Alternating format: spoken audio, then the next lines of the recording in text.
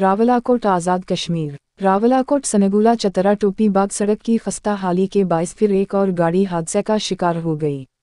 Public service गाड़ी सड़क से नीचे गहरी खाई में जा गिरी, जिसकी वजह से गाड़ी मुकम्मल तबाह हो चुकी है, जबकि शाहिद नामी ड्राइवर समेत 2 बच्चे जख्मी हो गए हैं, जिन्हें अस्पताल में मुंतकिल कर दिया गया है। हादसा पर ट्रांसपोर्टर्स ने शदीद एहतजाज करते हुए कहा है कि ये सड़क मुकम्मल तबाह हाल होकर खूनी नाला में तब्दील हो चुकी है। हादसात रोज़ का मामूल बन चुके हैं। हमारी लाखों की गाड़ियां तबाह हो रही हैं, मगर अरबाब इख्तियार टस से मास नहीं हो रहे। ट्रांसपोर्टर्स ने शदीद एहतजाज करते हुए एला हुक्काम और महकमा शाहरात से नोटिस लेने की अपील की है, जबकि ट्रांसपोर्टर्स ने एहतजाजन टूल टैक्स का भी बाइकाट कर रखा है। Report Mohammad Khurshid bag, Rawalakot Azad Kashmir. अगर आप मज़ीद हमारी वीडियोस देखना चाहते हैं तो एजेके एक्सक्लूसिव डिजिटल को फॉलो और लाइक करें।